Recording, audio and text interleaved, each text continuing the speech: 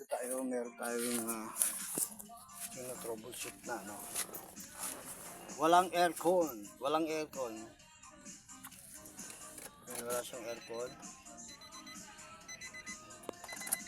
Start natin. Dito meron siyang on. Ibig sabihin, kaya lang hindi nag-i-engage yung compressor. So hindi nag-i-engage yung compressor. Yan na natin sa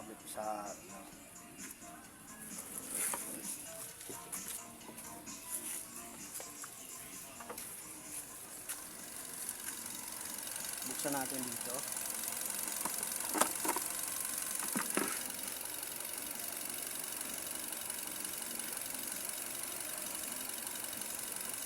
Ito yung cameraman.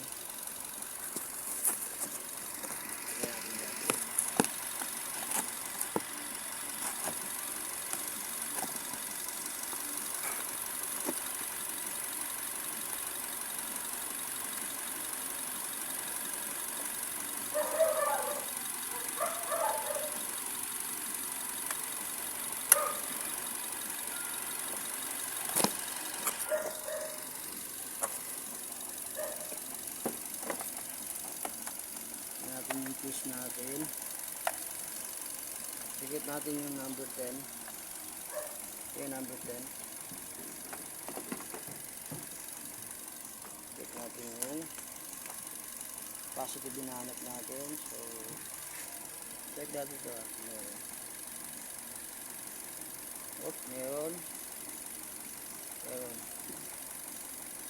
Meron siya itong aircon na compressor 10 amperes.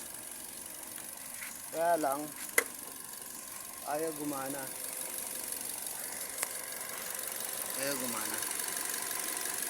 Yung mikot. Ayun yung mikot. Ang gagawin natin, kukuha tayo ng wire. Lagyan natin dito sa positive.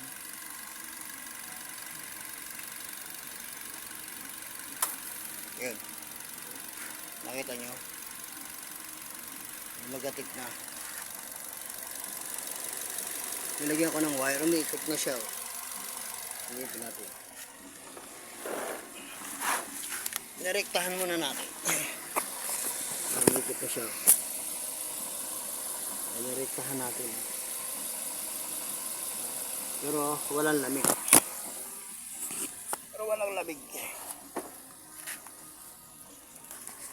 Ngayon, sinapangan natin ang wala siyang preyon.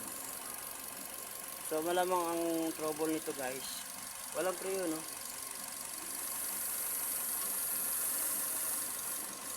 Konting-konti lang, oh. So wala, oh.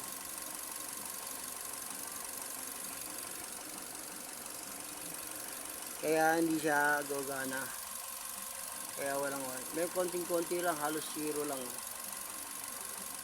So gagawin natin guys, kakargahan natin siya ng preyon.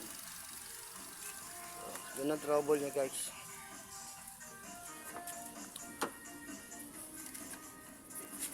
Ayan.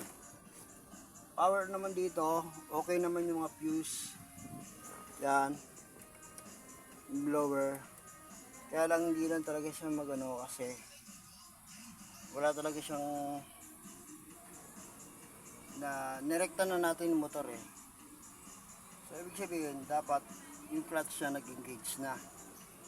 Makikita nyo dito tumutunog na eh. Nirekta na natin.